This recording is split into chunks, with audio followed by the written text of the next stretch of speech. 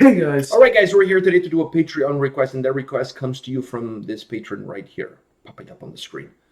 Ask us to check Within Temptation faster audio clip. I have a feeling that they played this song live when we went to see them in March. I feel like... I'm almost 100% sure that while I was complaining about Smash Into Pieces... Which was the entire show. Exactly. So therefore, if they play this song...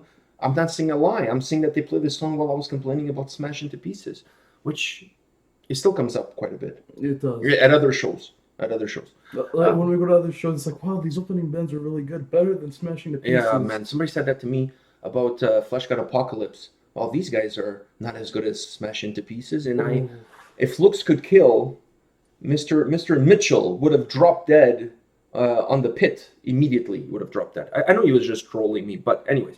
Within Temptation, faster, just audio clip. By the way, I just want to say a quick thing. When we went to see Within Temptation, you went in saying that you were going to get an In Flames t-shirt. Yeah. And by the end of the night, you walked out with a Within Temptation t-shirt. What was that all about? I feel like their set was a lot better. Well, I mean, both sets were really good. Both sets were really good. I was just going to say, both sets were really good. They were really, really good. But they really surprised me. Because I only went in knowing, like, one song. One or two songs. Yeah. And you walked out, like, really enjoying... They were really energetic live. They were. I really enjoyed their live performance. And I liked her presence on stage. Yeah. But the whole band had a really cool... They were very good live. Let's put it that way. But she was magnificent. Yeah. And her voice... And I feel like I can get another In Flames t-shirt. I feel like perhaps will be easier for you to see In Flames on a more frequent basis in Toronto than Within Temptation. I think it's been like 7 years since they played in Toronto. So, all right, so that explains why you went in with one idea and you left out with something else. Yeah. All right. Within Temptation, faster audio clip. You ready for this? All right, let's check this out.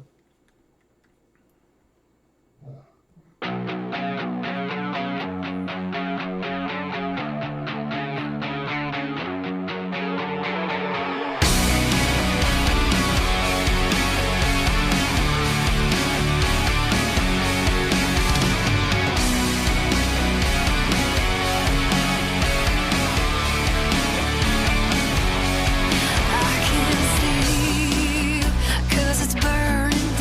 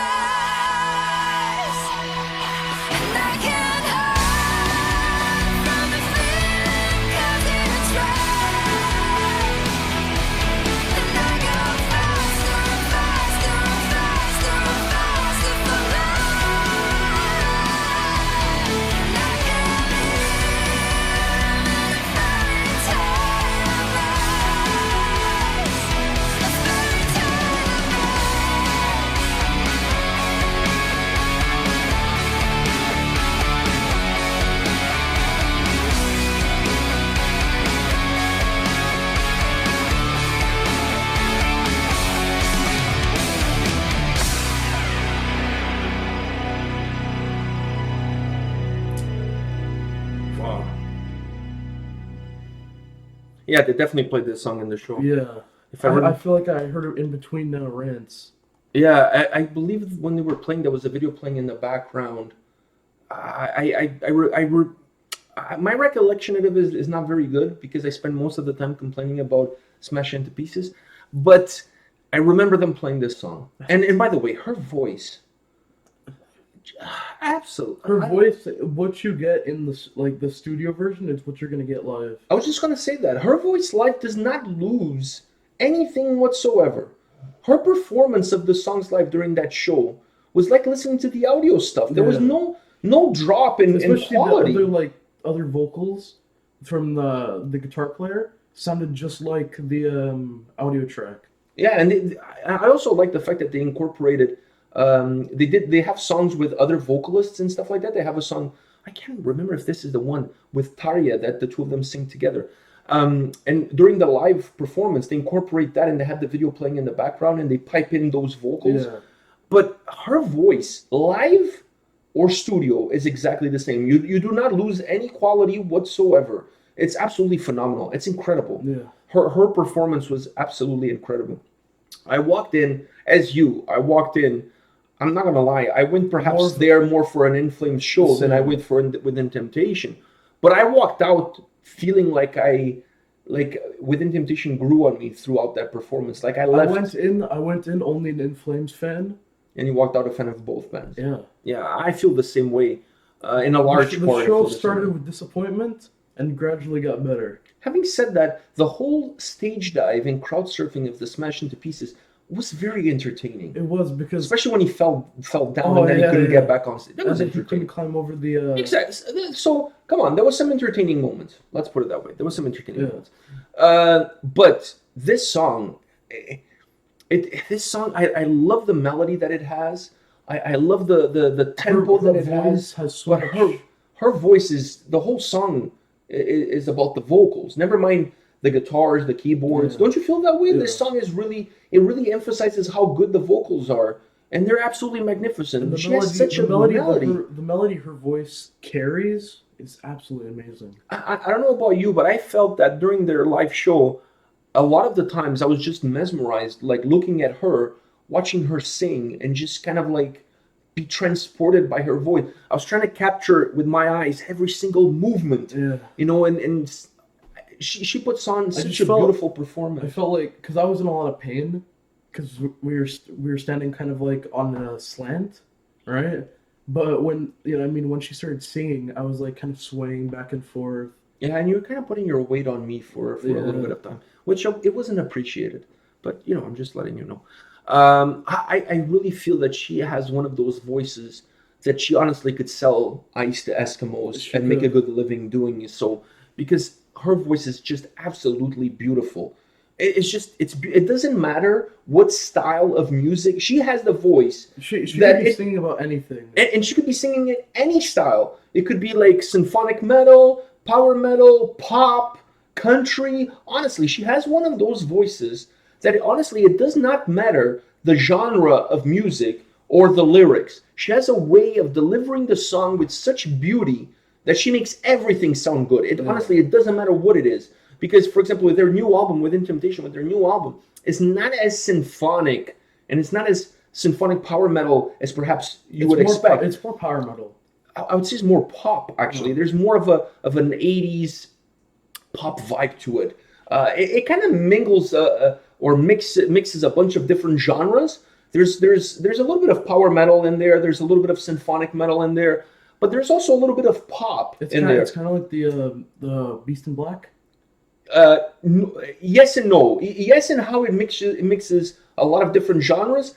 But with Beast in Black's new album is obviously predominantly a power metal album. Yeah. This one, I would say, not so much. It has a little bit more of a pop, late 80s pop vibe to it. But it's very dynamic because all the songs have the same kind of theme to it, but they're all very different. There's no two songs alike.